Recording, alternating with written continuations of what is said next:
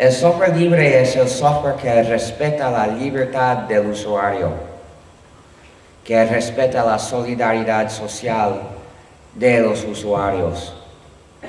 El software ofrecido al público que no es libre es software privativo, es decir, el software que priva la libertad a sus usuarios, mantiene a sus usuarios en un estado de división e impotencia. División porque cada uno es prohibido de compartirlo con los demás. E impotencia porque nadie tiene el código fuente del programa, nadie puede cambiarlo, ni siquiera pueden averiguar independientemente qué hace de verdad el programa. Entonces, el software privativo es el software de solo confíe en mí que funcione bien. Pero el software libre respeta la libertad del usuario. Tengo mucho calor. Es insoportable. ¿Es posible apagarlo? Gracias. Es muy necesario. Hay demasiada gente aquí. Quizás ni siquiera basta. El software libre respeta la libertad del usuario, pero ¿qué quiere decir la libertad del usuario? ¿Qué libertad es? La cuestión difícil siempre es, ¿qué son las libertades esenciales? ¿Qué libertad todo el mundo merece, debe tener? Ser software libre es decir que el usuario tiene 4 libertades esenciales. La libertad 0 es la libertad de ejecutar el programa como quieras. La libertad 1 es la libertad de estudiar el código fuente del programa y cambiarlo para hacer lo que quieras. La libertad 2 es la libertad de ayudar a tu prójimo, la libertad de hacer copias y distribuirlas cuando quieras. Y la libertad 3 es la libertad de ayudar a tu comunidad, es decir, la libertad de publicar o distribuir versiones cambiadas cuando quieras. Con todas estas 4 libertades, el programa es software libre. Si una de las libertades esenciales falta, es software privativo.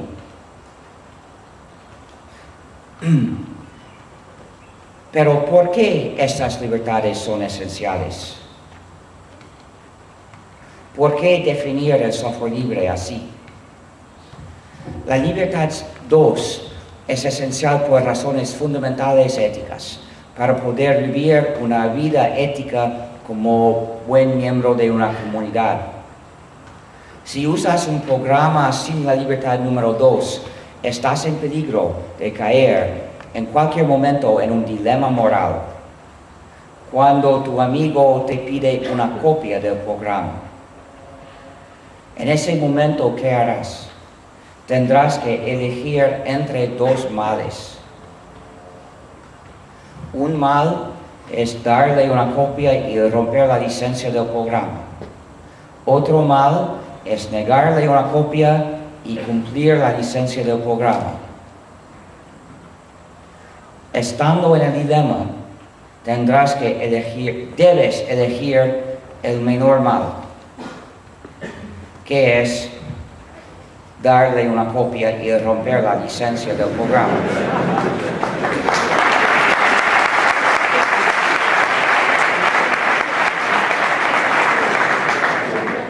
¿Por qué este mal es el menor?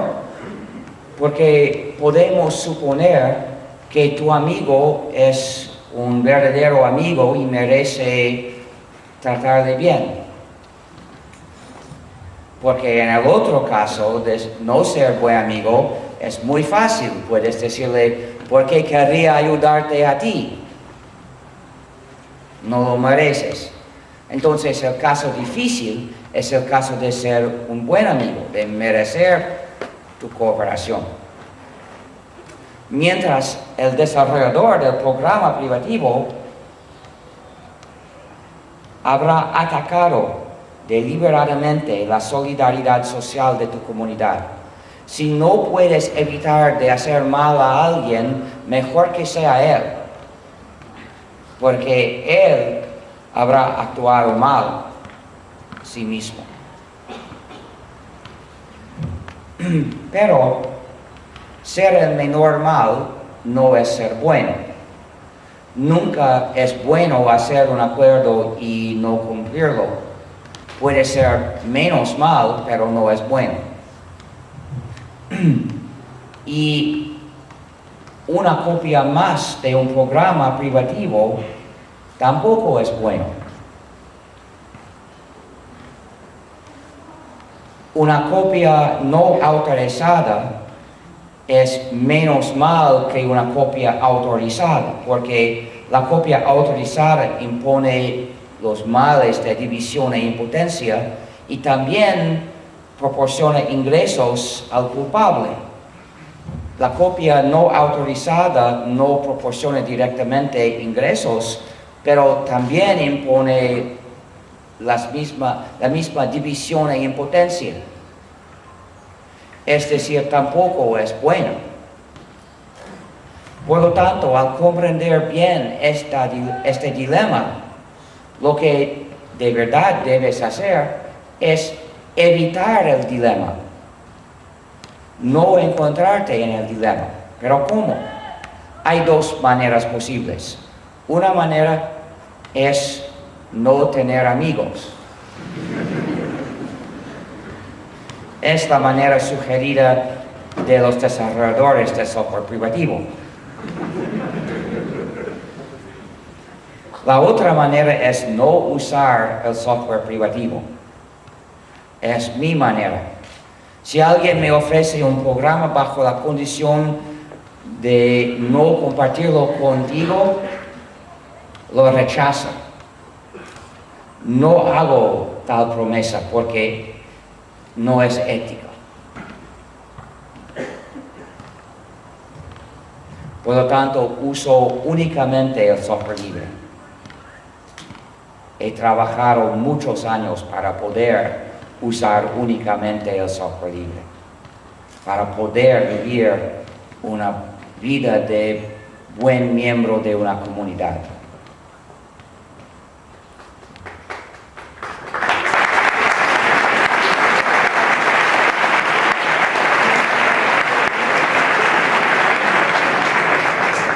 El recurso, el más esencial de cualquier sociedad, no es un recurso físico, es un recurso psicosocial, es el espíritu de buena voluntad, es el espíritu de ayudar a tu prójimo. No es por casualidad que las religiones mayores del mundo promueven explícitamente este espíritu de buena voluntad desde hace millares de años, porque algunos reconocían que sería bueno intentar aumentar el nivel de este recurso esencial. Si logramos aumentar, aunque sea por poco, el nivel de este recurso esencial, mejora la vida de todos. Entonces, ¿qué quiere decir cuando instituciones sociales importantes dicen que ayudar a tu prójimo es malo? ¿Qué hacen? Están envenenando este recurso esencial, algo que ninguna sociedad puede soportar. ¿Y qué quiere decir cuando dicen que si compartes con tu vecino eres pirata? ¿Qué quiere decir? Intentan equivaler ayudar a tu prójimo con atacar barcos. Nada podría ser más falso, porque atacar barcos es muy, muy malo, pero ayudar a tu prójimo es admirable. ¿Y qué quiere decir cuando imponen castigos fuertes, duros, de años en prisión a los que comparten el software con sus vecinos? ¿Qué nivel de terror se necesitaría para convencer a tus amigos que no más cooperen contigo o para convencerte a no más cooperar con ellos? Supongo que no quieres tener tal nivel de terror en tu sociedad. Por lo tanto, tenemos que terminar la campaña de terror de los desarrolladores de software privativo. Y digo campaña de terror porque en 2 países han amenazado a la gente con ser violada por tener copias no autorizadas de software. Cuando hacen la amenaza de la violación, es una campaña de terror y debe ser tratada como tal.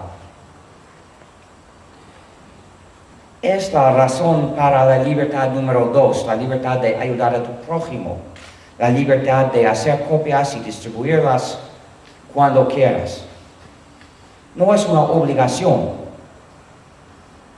El punto es que debes ser libre de hacerlo cuando quieras.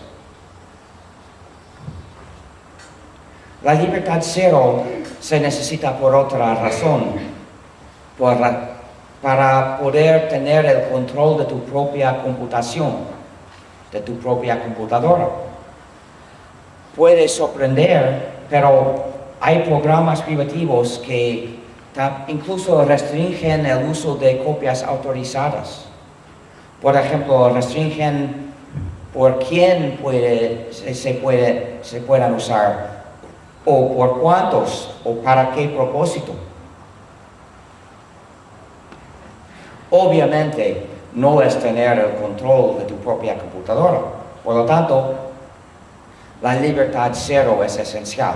Pero no basta, porque solo es poder hacer o no hacer lo que hace el programa, lo que el desarrollador del programa haya decidido.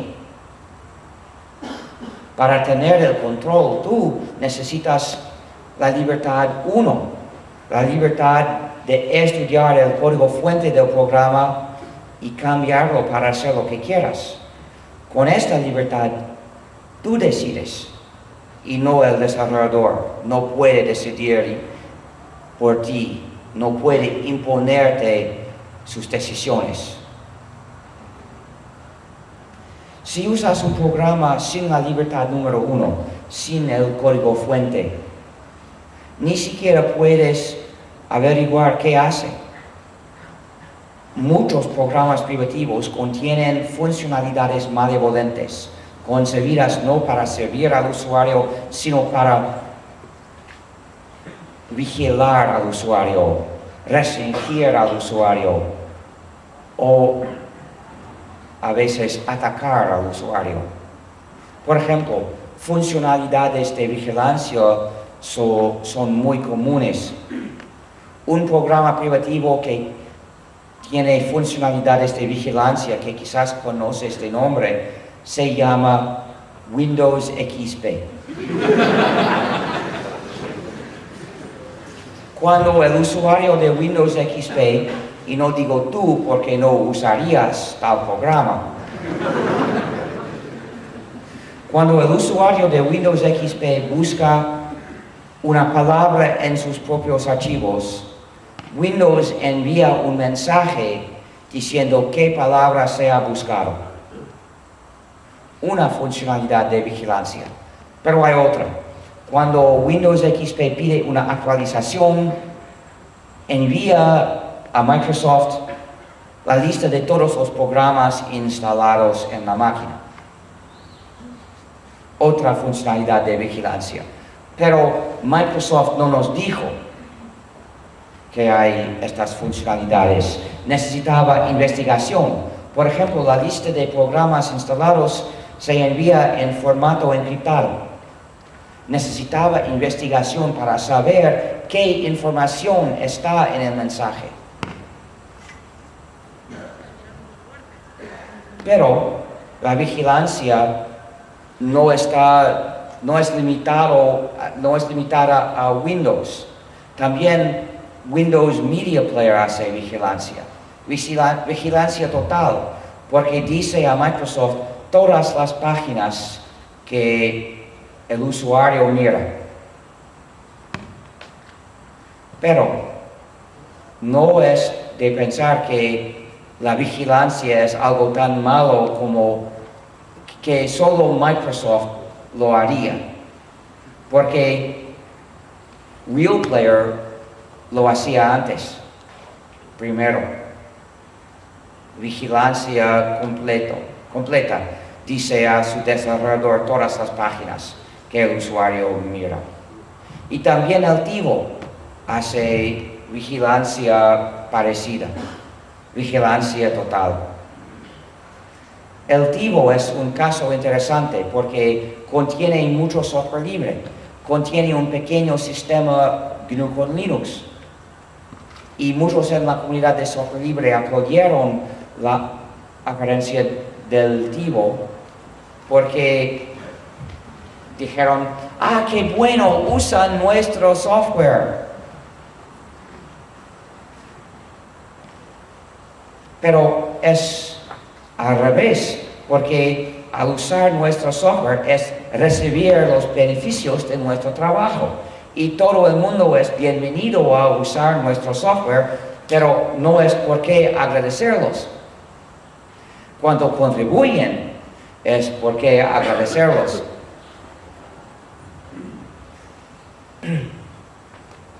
De todos modos, el TiVo también contiene software privativo y hace vigilancia al usuario. Y esto nos muestra que la meta, que usar software libre no basta como meta, porque es decir, usar algún software libre. Y no basta, la meta debe ser no usar ningún software privativo, porque cualquier programa privativo te priva la libertad. Para mantener tu libertad, necesitas evitar todos los programas que te quiten la libertad, es decir, todos los programas privativos. Las funcionalidades malevolentes van más allá que la vigilancia. También hay la funcionalidad de no funcionar. Cuando el programa te dice, no quiero mostrarte este archivo, no quiero permitirte de copiar este archivo, no quiero imprimir este archivo por ti, porque no te amo bastante. También se llama DRM, Gestión Digital de Restricciones. Restricciones impuestas a ti. También hay puertas traseras. Sí, hay una puerta trasera aquí, pero no es peligrosa. Pero en los programas sí, es peligrosa. Un programa privativo que contiene una puerta trasera, que quizás conoces de nombre, se llama Windows XP. ¿Qué es la puerta trasera? Cuando pide una actualización, Microsoft conoce la identidad del usuario y puede entregarle una actualización específicamente para él. Es decir, Microsoft tiene el control completo de su computadora del usuario. Es la puerta trasera conocida porque podemos deducir su existencia de los hechos. Hay otras, no podemos saber fácilmente. En India me dijeron que habían arrestado a unos programadores trabajando en el desarrollo de Windows XP, acusándolos de trabajar también por Al-Qaeda, introduciendo otra puerta trasera que Microsoft no debería conocer. Según parece, ese intento fracasó. Había otro que logró, no podemos averiguar. Y también han detectado otra puerta trasera en un programa de servidor de Microsoft por beneficio de la Agencia de Seguridad Nacional de los Estados Unidos hace 7 años. Es decir, no es posible prestarles confianza. Y es el problema, porque hay los desarrolladores de software privativo que sí ponen funcionalidades malevolentes y los que no. Pero no es posible saber siempre quién lo hace y quién no. El usuario de un programa privativo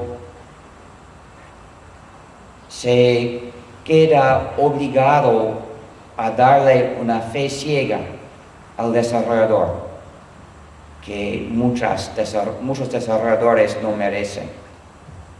Pero sí hay los desarrolladores de software privativo que no introducen funcionalidades malevolentes, que intentan sinceramente escribir el código para funcionar de manera a servir al usuario. Pero todos son humanos, todos cometen errores en su código. Y el usuario es igualmente impotente frente a un error como frente a una funcionalidad deliberada malevolente. El usuario de un programa sin la libertad número 1 es prisionero de su software, porque no puede corregir ningún problema. Nosotros, los desarrolladores de software libre, también somos humanos. También cometemos errores. No podemos evitarlo. Todo programa que no es trivial tiene errores. La diferencia es que pueden corregir los errores en nuestro código, porque respetamos su libertad de corregirlos.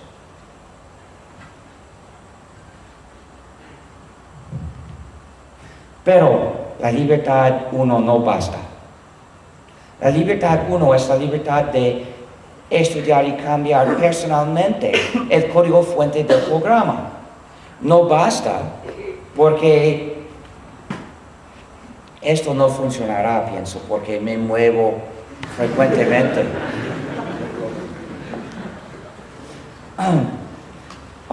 No basta porque hay millones de usuarios de software que no saben programar. No pueden aprovechar directamente la libertad número 1. Pero ni siquiera basta para programadores como yo, porque hay demasiado software libre. Nadie puede estudiar el código de todos los programas que usa para hacerse maestro de todo y hacer personalmente todos los cambios que desea. Es demasiado trabajo para uno. Para tener completamente el control de nuestra propia computación, tenemos que hacerlo juntos, cooperando. Necesitamos la libertad número 3, la libertad de ayudar a tu comunidad, la libertad de publicar o distribuir una versión cambiada cuando quieras. Con esta libertad, todos son los beneficiarios. Supongamos que hay 1 millón de usuarios que quieren algún cambio en un programa libre. Por casualidad habrá unos miles entre ellos que saben programar, y un día algunos entre ellos harán el cambio y publicarán su versión cambiada, y todo el millón podrá migrar a su versión para tener el cambio que han deseado.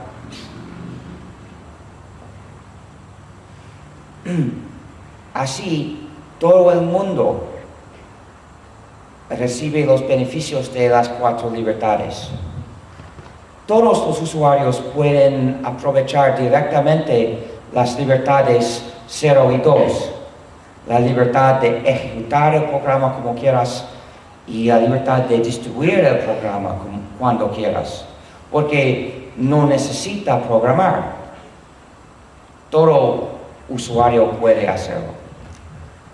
Las libertades 1 y 3 suponen programar, son las libertades de estudiar el código, cambiar el código y publicar la versión cambiada.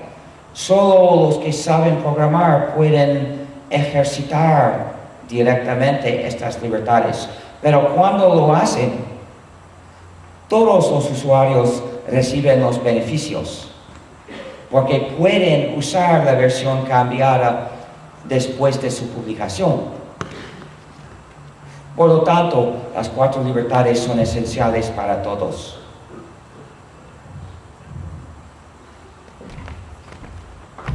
Un momento.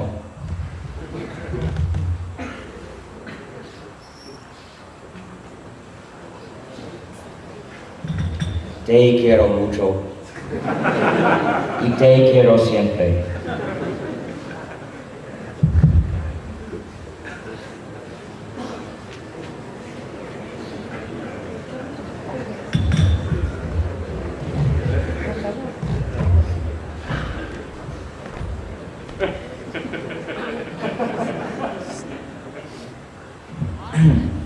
Pero supongamos que hay solo 1000 usuarios que desean algún cambio en un programa libre y nadie entre ellos sabe programar.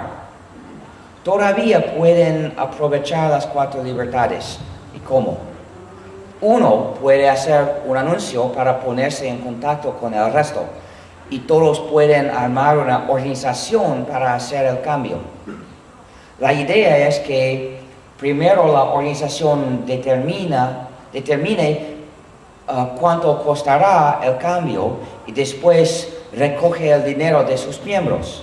Si piensa que el cambio costará 100.000 euros, puede pedir 100 euros de cada miembro para ser miembro.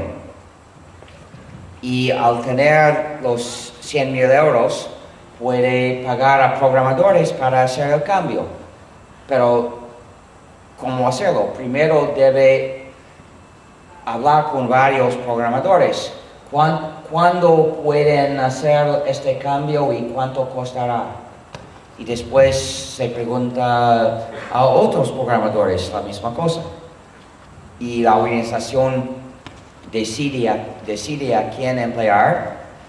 Y con 100.000 euros puede emplear a 2 programadores durante un año. Puede hacer un cambio bastante grande. Si es un cambio pequeño, puede cobrar 10 euros por miembro.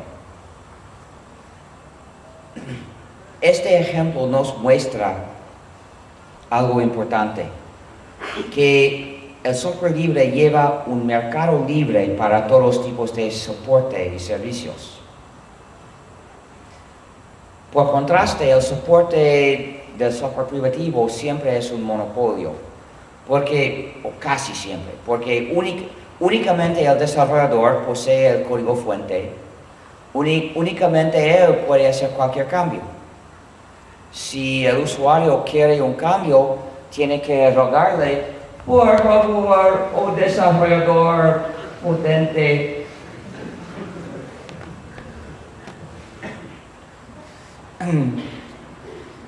A veces el desarrollador le dice: páguenos y escucharemos su problema.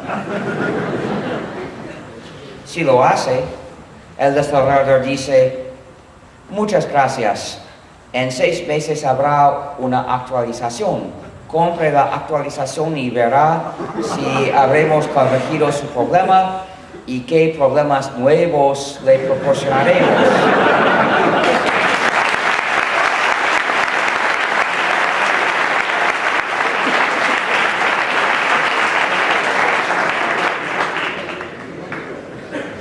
Pero con el software libre, cada uno que tiene una copia puede estudiar el código fuente, hacerse maestro del programa y ofrecer soporte. Es un mercado libre. Es decir, las empresas de soporte del software libre deben satisfacer a sus clientes para continuar.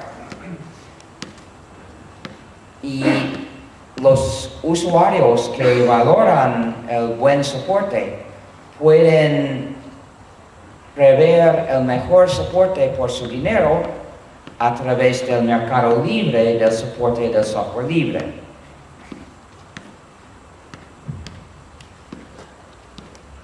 Y esto nos lleva a algo paradójico, porque en el software privativo es imposible escaparse del monopolio.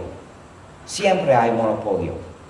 Usualmente cuando hay una elección entre productos para hacer cualquier trabajo, decimos que no hay monopolio, pero cuando hay una elección entre programas privativos, sí hay monopolio, es una elección entre monopolios. Si el usuario elige este programa privativo, cae después en este monopolio de soporte. Pero si elige este programa privativo, cae después en este monopolio de soporte. Una elección entre monopolios. La única manera de escaparse del monopolio es por el software libre. Y es un ejemplo de algo más profundo. La libertad es algo mucho más grande que la libertad de elección. La libertad no es tener una elección entre algunas opciones fijas. La libertad es tener el control de tu propia vida. Tener la elección entre algunos programas privativos es poder elegir tu amo. La libertad es no tener amo.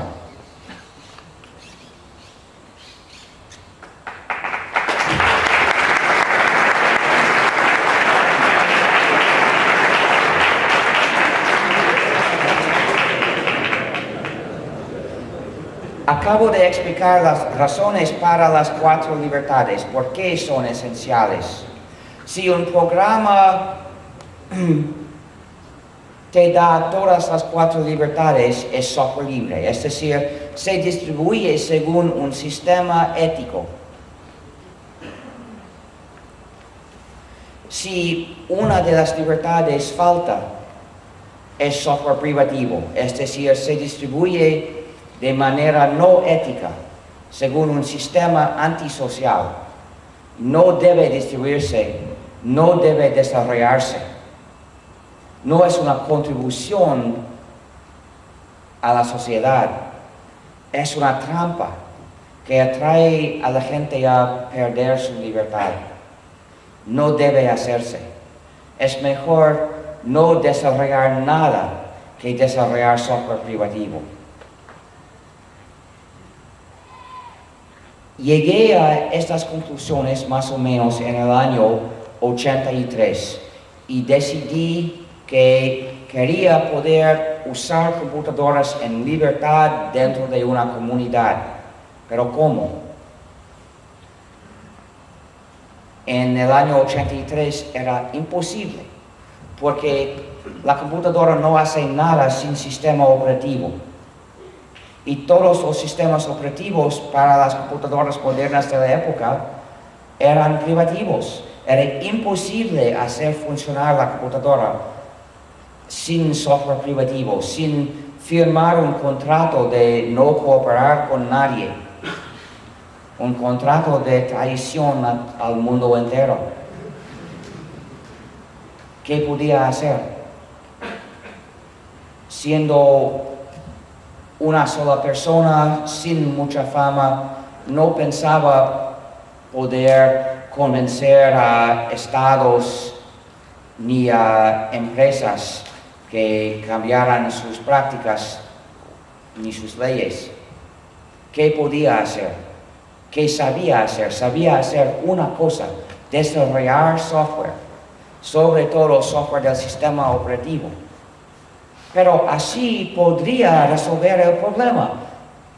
Con desarrollar otro sistema operativo que sería libre, podría ofrecer a todo el mundo la posibilidad de usar sus computadoras en libertad. Al reconocerlo, reconocí también que fui elegido por las circunstancias para hacer el trabajo. Fue mi deber. Es como si ves a alguien ahogándose y sabes nadar y que no sea Bush.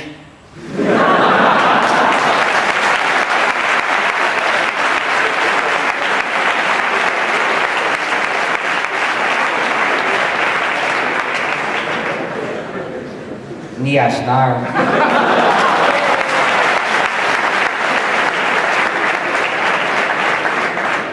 Tienes el deber moral de salvarlo.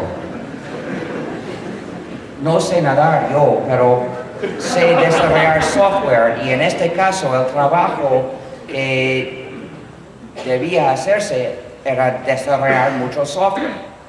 Por lo tanto, decidí desarrollar un sistema operativo libre o morirme intentando.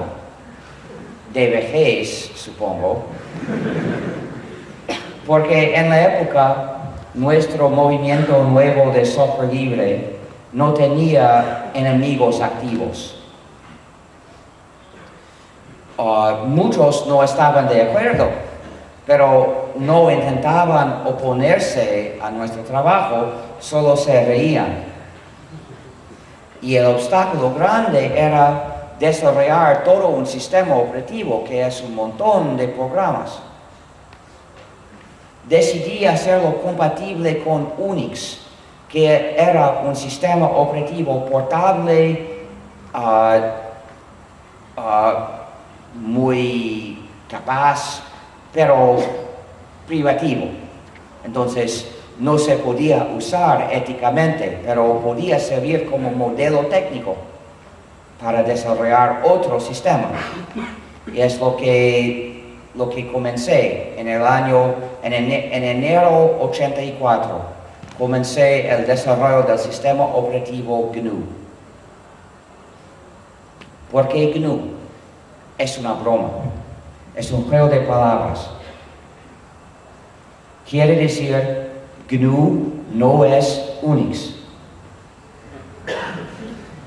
Es una manera graciosa de reconocer el modelo técnico de Unix, de darle crédito técnico.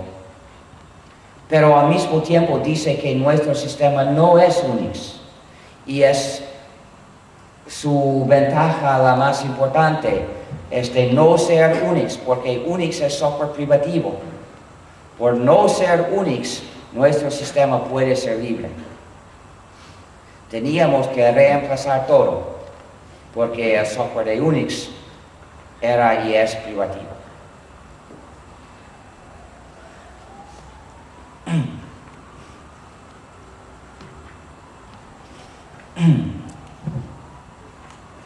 ¿Por qué elegí el nombre GNU?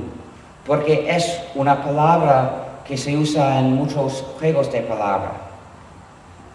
Es quizás la palabra la más graciosa del idioma inglés.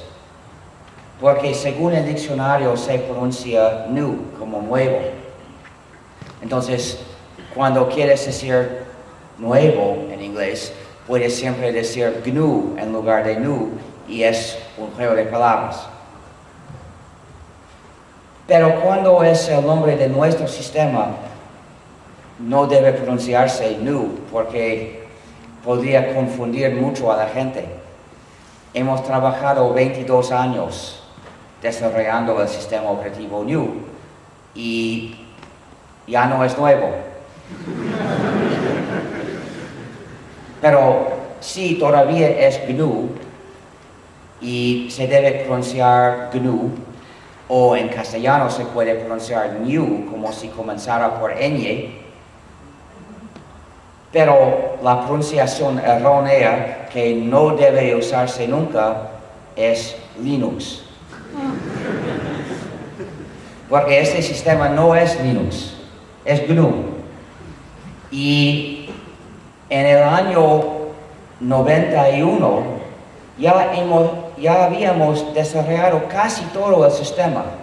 Un componente importante todavía faltaba, el núcleo. Pero el resto teníamos. Comenzamos el desarrollo de nuestro núcleo en el año 90. Elegí un diseño para poder terminarlo más rápidamente, pensaba. Pero me equivoqué, según parece, porque usando este diseño que es... Mi decisión fue usar como la base el programa MAG como micronúcleo. Se llama un micronúcleo porque solo hace la mitad inferior del trabajo del núcleo. Y para la mitad superior hay que escribir otros programas para implementar las funcionalidades del núcleo al usuario. Entonces, así solo teníamos que hacer la mitad del trabajo. La otra mitad ya fue hecho. Entonces pensaba, así podríamos terminarlo más pronto.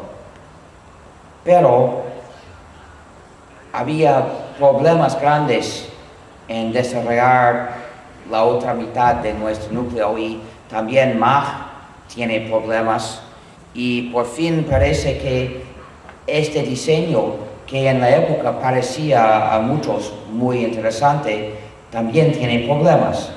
Necesitaba muchos años para que nuestro núcleo funcionara al nivel mínimo y todavía no funciona bastante bien para usarse. Pero no teníamos que esperarlo, porque en 91 un estudiante finlandés desarrolló su propio núcleo según el diseño tradicional monolítico y funcionó al nivel mínimo dentro de un año. Al comienzo, su núcleo, que se llamaba Linux, no era libre.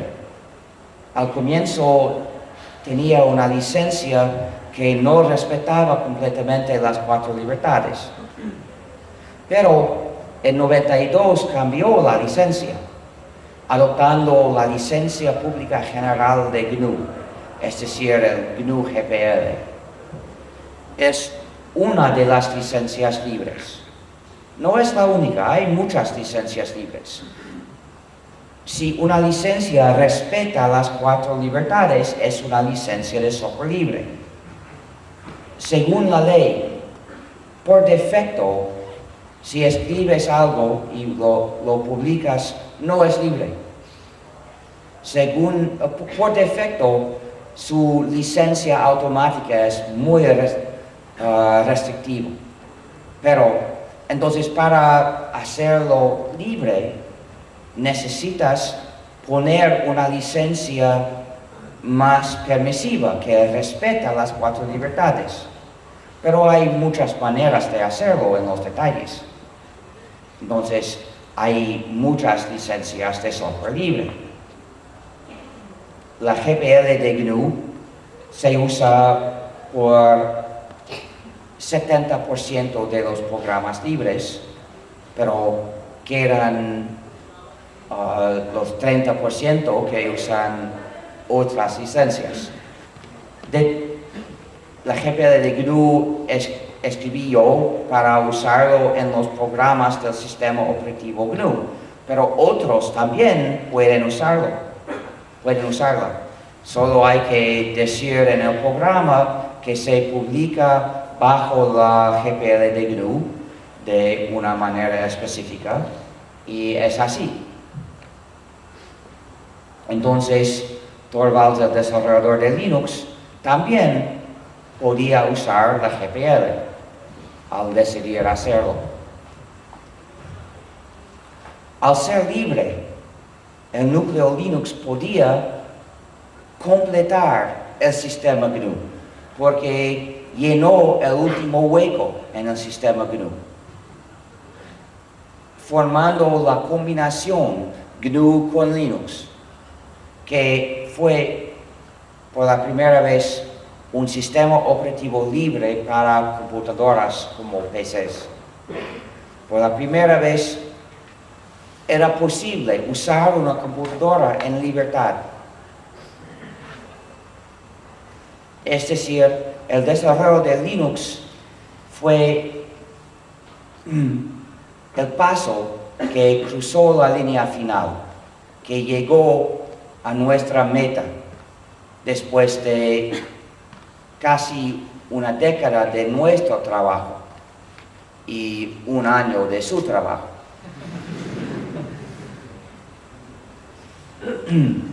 El desarrollo de Linux fue una contribución importante a la comunidad de software libre. Antes teníamos muchos programas que se usaban frecuentemente por muchos, pero siempre sobre otro sistema operativo. El usuario necesitaba otro sistema operativo y solo había privativos como base, y sobre su otro sistema podía instalar los programas de GNU. Después de llenar el último hueco, teníamos un sistema operativo completo y era posible instalar un sistema libre en una computadora vacía. Mucho mejor por haber tomado todos los pasos. Todos menos uno no basta. Pero el último paso podía cruzar la línea porque ya habíamos tomado tantos pasos anteriores.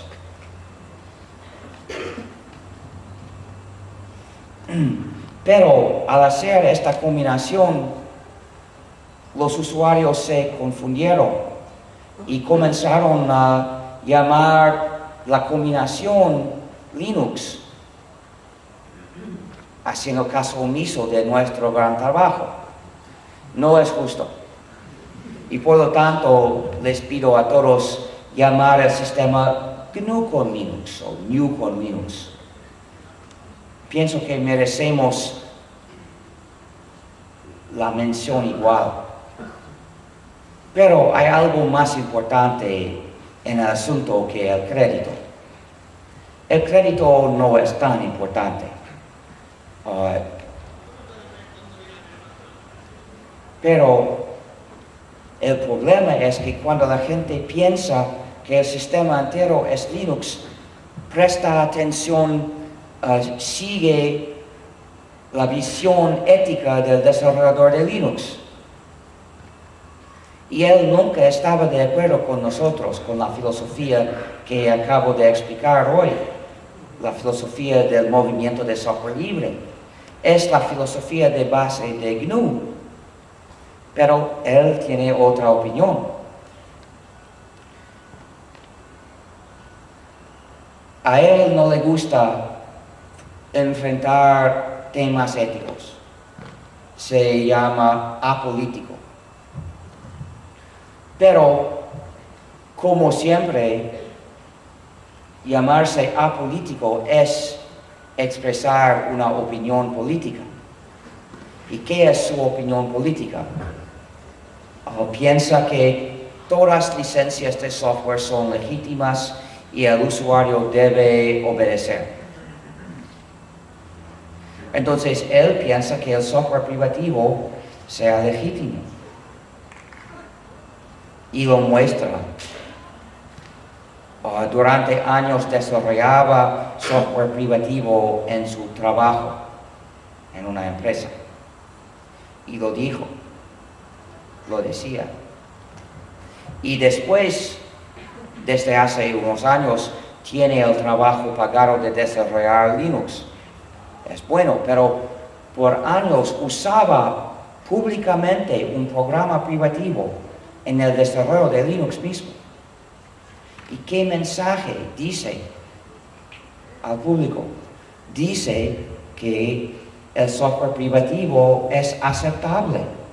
Entonces, el contrario de nuestra filosofía. Tiene el derecho a su opinión, tiene el derecho de decir su opinión. Lo que me molesta es cuando nuestro gran trabajo funcione como motivo para prestarle más atención, cuando se atribuye a él y no a nosotros. Por lo tanto, les pido, por favor, llámenlo GNU con Linux.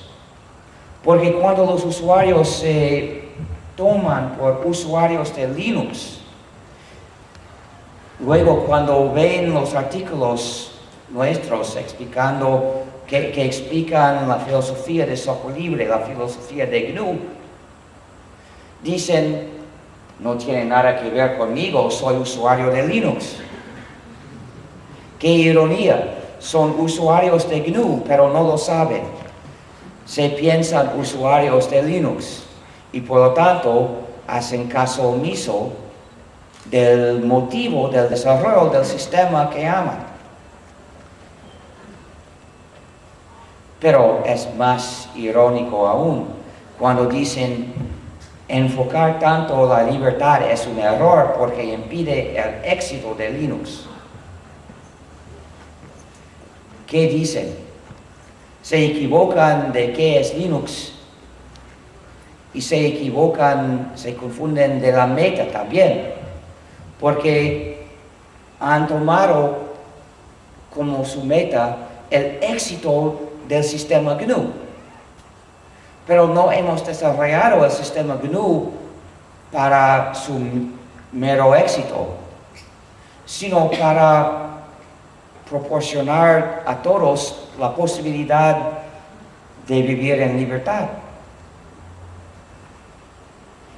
Y ellos proponen el éxito de nuestro software como razón de no prestar atención a su propia libertad. Qué triste. Pero es un ejemplo de algo muy común, que la libertad no perdura automáticamente. Para mantener la libertad siempre hay que defenderla. A veces con buena suerte no hay amenazas por unos años, pero siempre hay la posibilidad de amenazas a la libertad. Para mantener la libertad hay que estar listos para defenderla. Pero para defender la libertad, primero hay que valorar la libertad. Para valorar la libertad hay que reconocerla. Y en nuestro campo de la vida, en la informática, la mayoría todavía no reconocen la idea de la libertad. Nunca han escuchado la idea que merezcan unas libertades en su uso de software. Porque la informática es nueva. En otros campos de la vida, la libertad puede ser difícil de defender. Por ejemplo, pero por lo menos la gente sabe qué quiere decir. Por ejemplo, la libertad de expresión puede ser difícil de defender contra la Skype.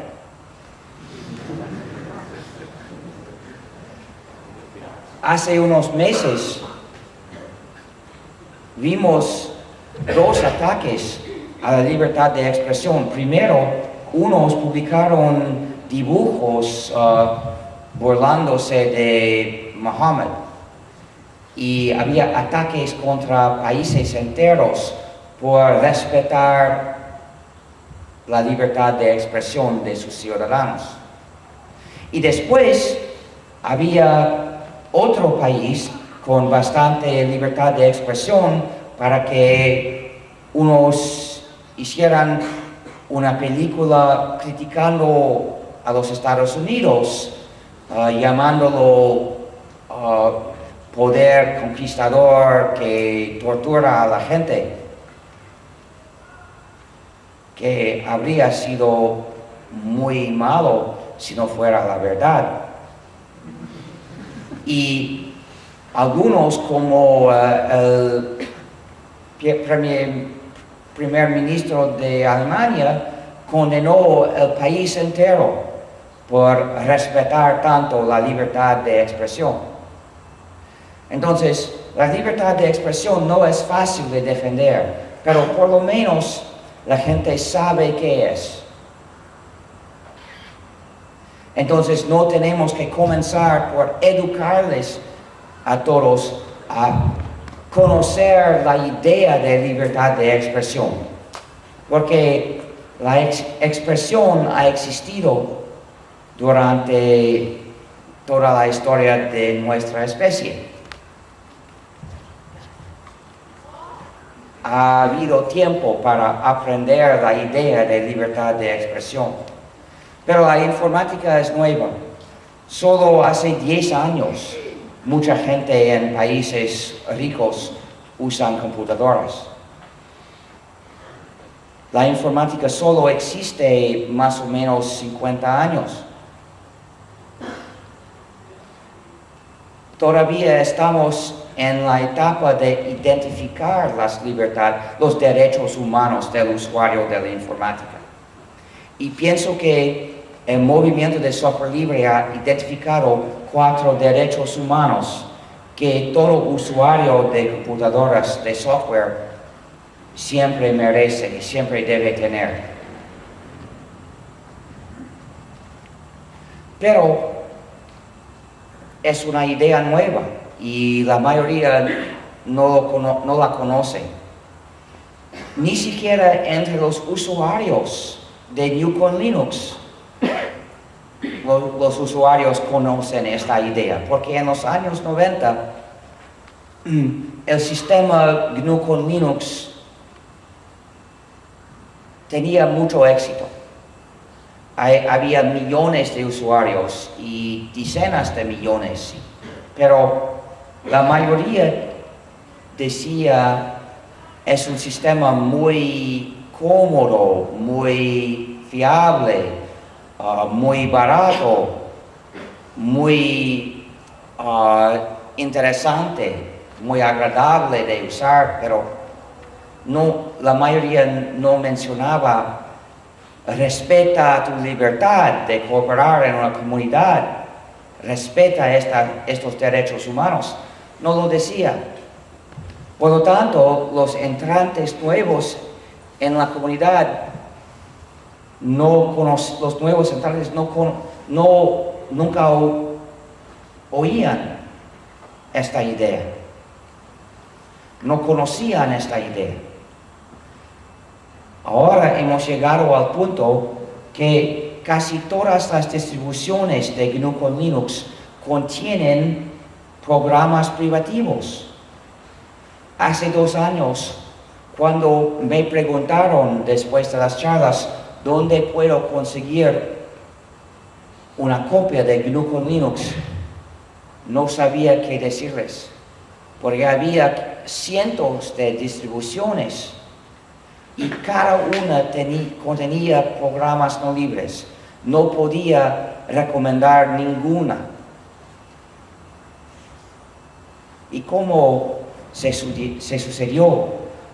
Primero, algún distribuidor puso unos programas privativos en su distribución como mejora. Dijo, nuestra versión es mejor porque tiene estos programas, sabe hacer esto y esto. No mencionó que estos programas también te privan la libertad. Y a muchos usuarios que nunca habían oído la idea de la libertad en el software, parecía una ventaja.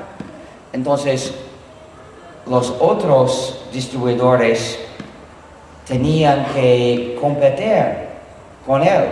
Entonces, pusieron también los programas privativos en sus distribuciones y poco a poco las distribuciones libres desaparecieron y solo había distribuciones con software privativo.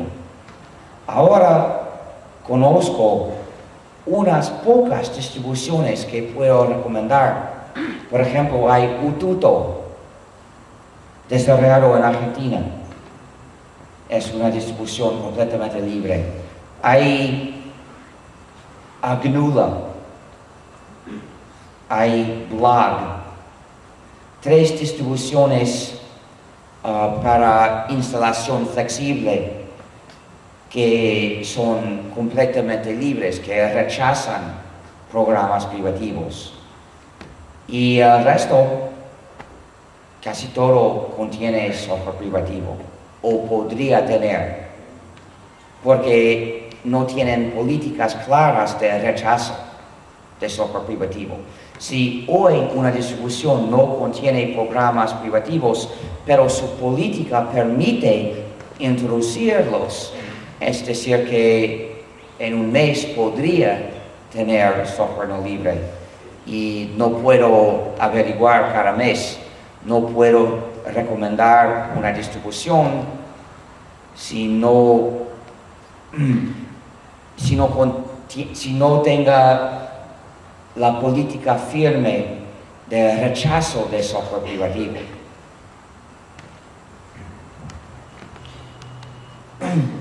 Y por no reconocer la idea de la libertad, nuestra comunidad es de una manera muy débil. Como siendo quizás 100 millones de usuarios, podríamos tener mucho poder del mercado, pero no lo usamos porque no somos organizados para hacerlo. No reconocemos la mayoría que es asunto de la libertad.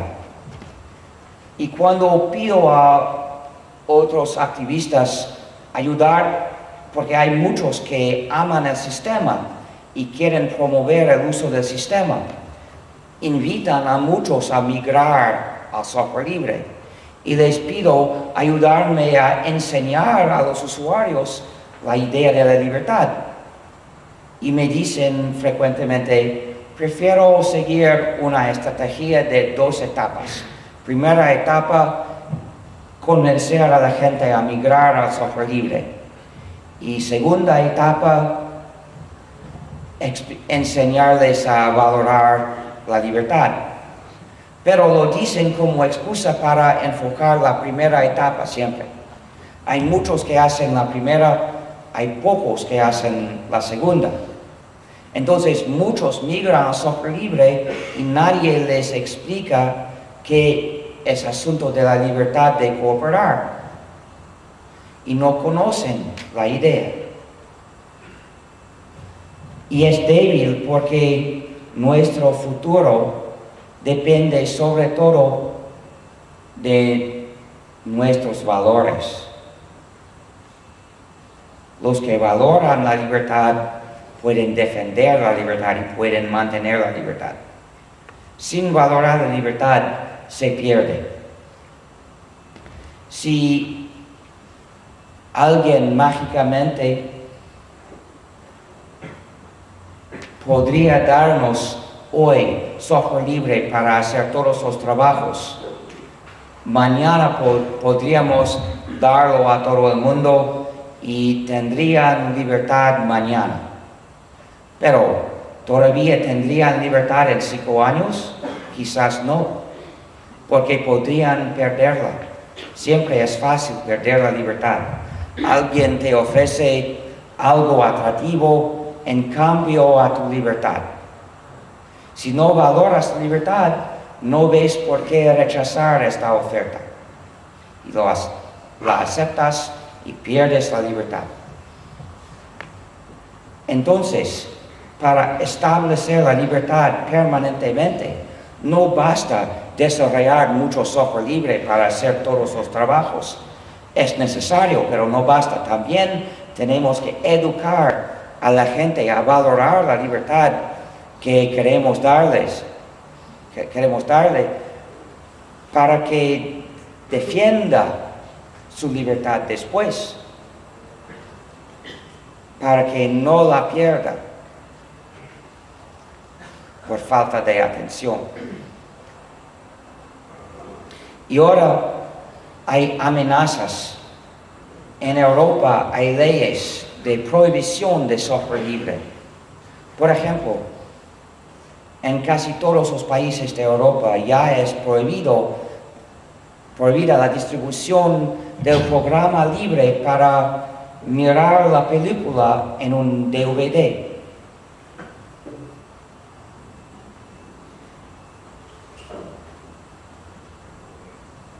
Y en todo caso de DRM, de gestión digital de restricciones, es prohibido el software libre para tener acceso a los datos.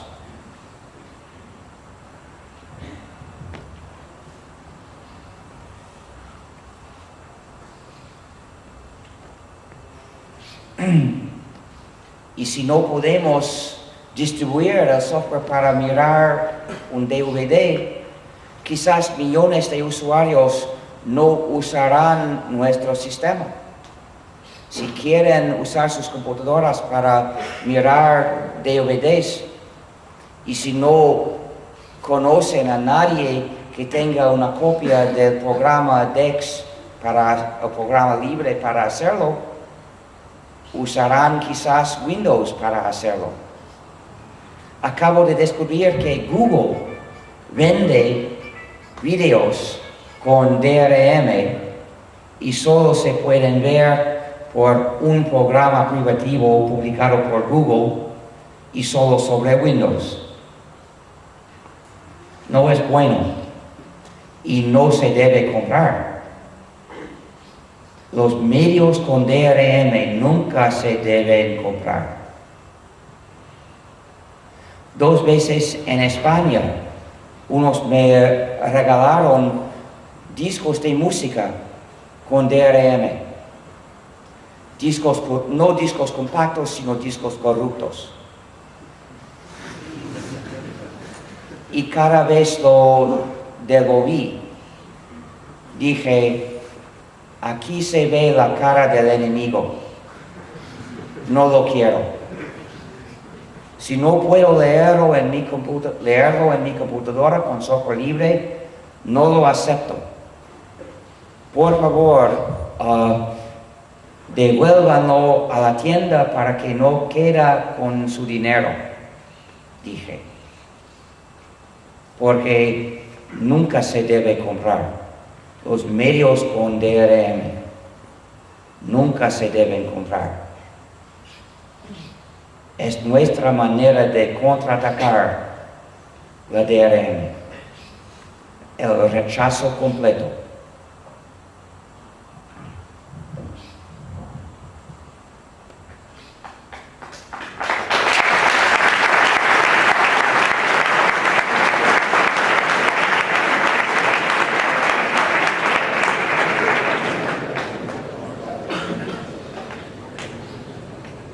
Es legítimo comprar DVDs si tienes el programa DeX para leerlos.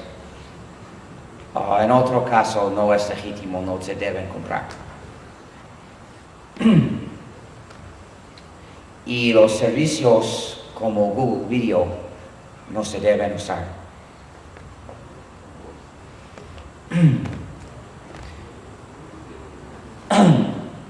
Y incluso hay una conspiración de empresas para cambiar el diseño de las computadoras del futuro para restringirnos. La ventaja de la computadora es ser una máquina universal. Se puede programar para hacer cualquier cosa. Es un avance fundamental matemático, la idea de máquinas universales. Ahora quieren cambiar las computadoras para no ser máquinas universales. Quieren que haya cosas que no podamos programar la computadora para hacer, imposibles de hacer independientemente. Es la computación traidora, la conspiración de cambiar tu computadora en el futuro para que obedezca a los desarrolladores de aplicaciones y no a ti. Ellos no lo llaman computación traidora, ellos lo llaman computación fiable, en inglés trusted computing, o computación confiada, no sé decirlo bien. Pero es porque quieren confiar en tu computadora que les obedezca a ellos y no a ti. De tu punto de vista es computación traidora.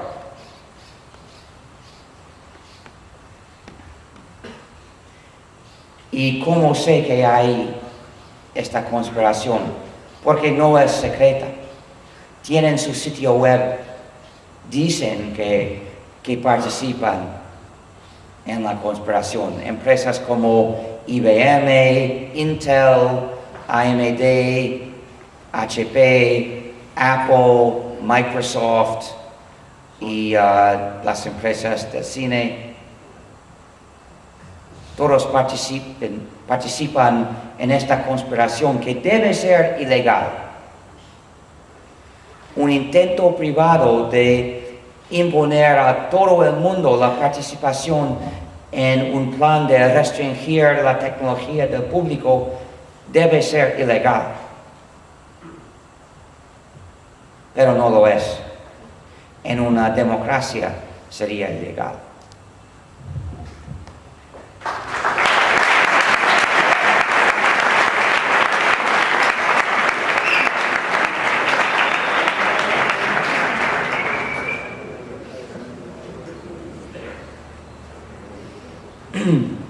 Por lo tanto, ahora tenemos una gran lucha.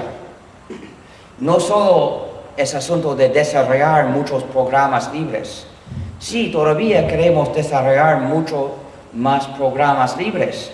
Necesitamos a programadores para hacerlo, pero no solo a programadores. Hay otros trabajos necesarios, muchos tipos de trabajo, de organización de grupos de usuarios para ayudar a usuarios nuevos, organización política para luchar contra leyes injustas como la prohibición de DEX. Entonces, incluso si no sabes programar, todavía puedes ayudarnos. En nuestro sitio web, www.gnu.org,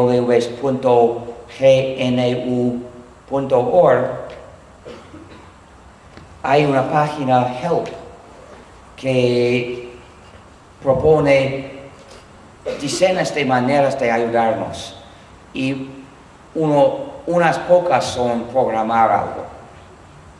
La mayoría son otros trabajos. En el sitio puedes ver mucho más. También tenemos el sitio fsf.org, el sitio de la Fundación de Software Libre. Puedes hacerte miembro de la Fundación para apoyar nuestro trabajo.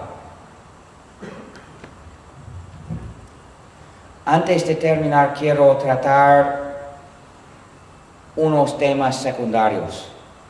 Un tema secundario es el software libre y el empleo. Unos me preguntan si el mundo migra del software libre al software privativo, del software privativo al software libre, ¿qué efecto tendría al empleo en el campo informático?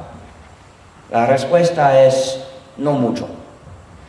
Aquí está el campo informático. La programación es una pequeña fracción. En la programación, una pequeña fracción es el desarrollo de software privativo. El resto de la programación pagada es el desarrollo de programas para el uso privado, programas a medida para un cliente. Y esto siempre se deberá pagar, porque Si es algo específico o esperas que alguien lo desarrolle como voluntario o pagas a alguien. Y no tiene sentido esperar porque si es algo muy específico, a los voluntarios no les interesa. Por lo tanto, siempre tendrá que pagar. Entonces, estos trabajos no cambiarán. Solo estos pocos pueden perderse. Pero no es seguro que el software libre disminuirá la cantidad de empleo, porque también el software libre genera empleo nuevo de adaptación y extensión de software libre. Cuando una empresa piensa usar un programa privativo, tiene dos opciones: usarlo como tal o no. Pero con software libre tiene estas opciones y otras muchas más. Hacer varios cambios pequeños o grandes son posibles. Frecuentemente el cliente decide hacer algún cambio, pero para hacerlo debe emplear a programadores. Es el empleo. No soy economista, no sé si el nivel de empleo será mayor o menor con el software libre. Lo que se ve es que no es posible perder mucho empleo, entonces no hay por qué tener miedo.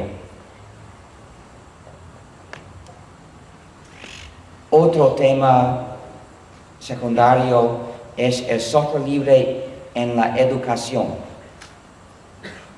Muy importante para ustedes. Las escuelas deben usar únicamente el software libre, porque la escuela tiene una misión social. Tiene la misión social de dirigir, de educar a la sociedad. Tiene una misión social de formar a la próxima generación como ciudadanos acostumbrados a vivir en una sociedad libre. Es decir, que sepan usar los programas libres y que valoren su libertad de usar software que tienen con el software libre. Así, la escuela puede dirigir a la sociedad entera camino a la libertad, o puede dirigir a la sociedad entera camino a la dependencia perpetua a unas empresas de software privativo. Estas empresas suelen regalar copias gratuitas de su software privativo a las escuelas. ¿Y por qué? Porque quieren distorsionar a las escuelas en instrumentos de imponer su dominio a la sociedad. Con ofrecer copias gratuitas a las escuelas y a los alumnos, los intentan convertir en adictos de su software privativo, y después de graduarse no recibirán más las copias gratuitas. Tampoco las empresas en las cuales trabajan recibirán copias gratuitas. Es una manera de imponer la dependencia a la sociedad.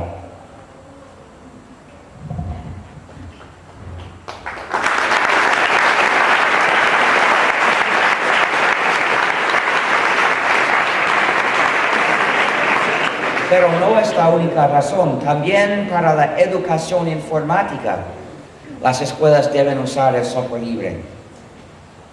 Unos alumnos son los programadores naturales. a la edad de 10 años o 13 años quieren aprender todo del funcionamiento de la computadora. Si usan un programa, quieren saber cómo funciona. Pero cuando el alumno pregunta al profesor cómo funciona este programa, si el programa es privativo, el profesor no puede explicárselo. Solo puede contestar, no lo sé, no puede saberlo porque es secreto. Y la educación no puede comenzar.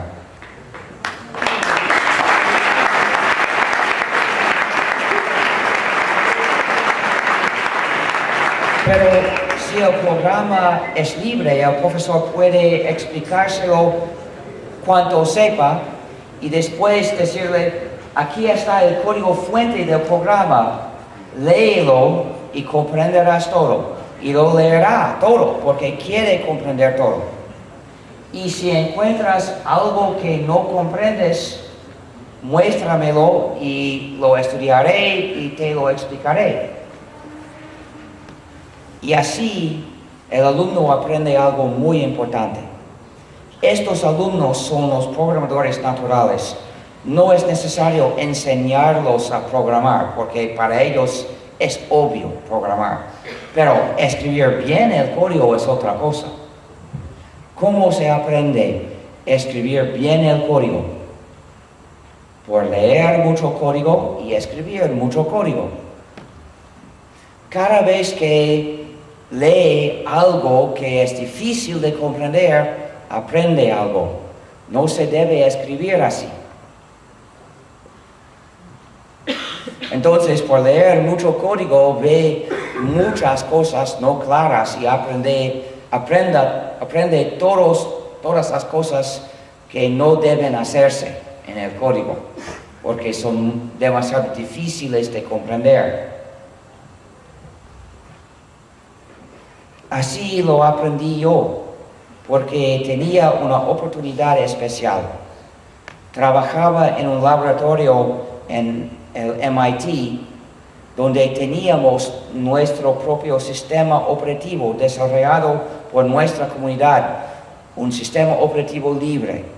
Y trabajando con ese sistema en los años 70, aprendí a escribir bien el código y también aprendí a valorar la libertad de cooperar, la vida de cooperación del software libre. En los años 70 necesitaba una oportunidad especial, casi única.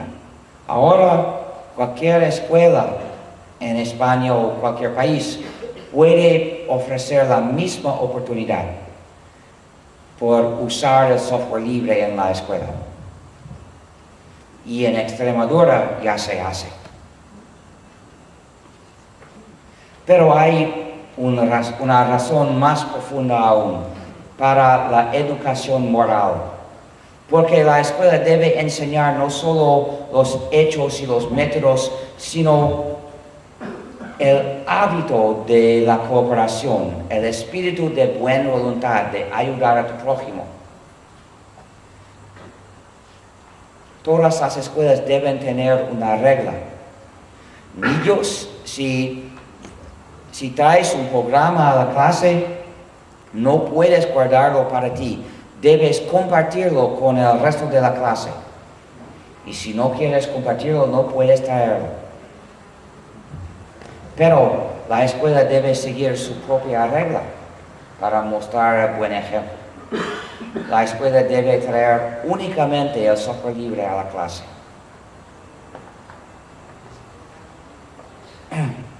Esta universidad debe enseñar únicamente el software libre, porque tiene una misión social. No existe para sí mismo, existe para su misión social, de formar bien la sociedad del futuro, de formar a la gente para vivir en libertad. Esta universidad, como todas, debe migrar completamente al software libre. Hacerlo será su trabajo.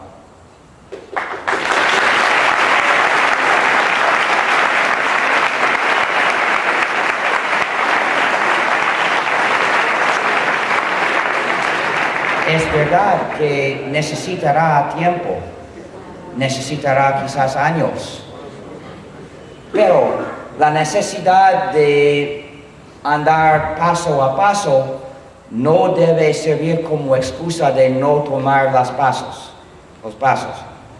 Por lo tanto, hay que exigir que cada año haya progreso hacia la meta de enseñar la libertad a los estudiantes.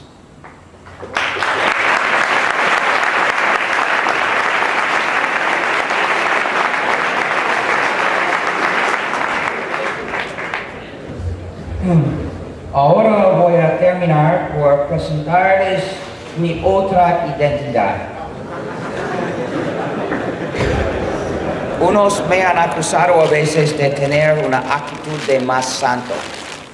Pienso que no es verdad, porque cuando encuentro a alguien que no haga lo más posible para promover el software libre, no intento condenarlo, sino convencerlo a hacer más. Tengo la actitud constructiva. Pero sí tengo una actitud de santo porque soy santo.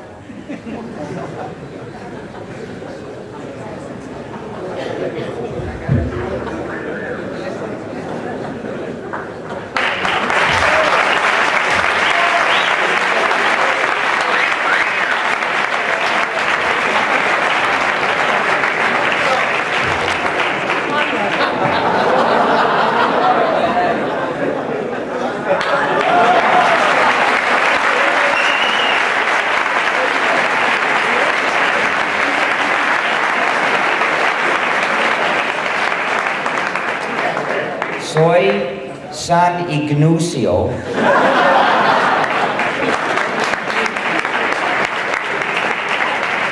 de la iglesia de Emacs. Emacs fue al comienzo un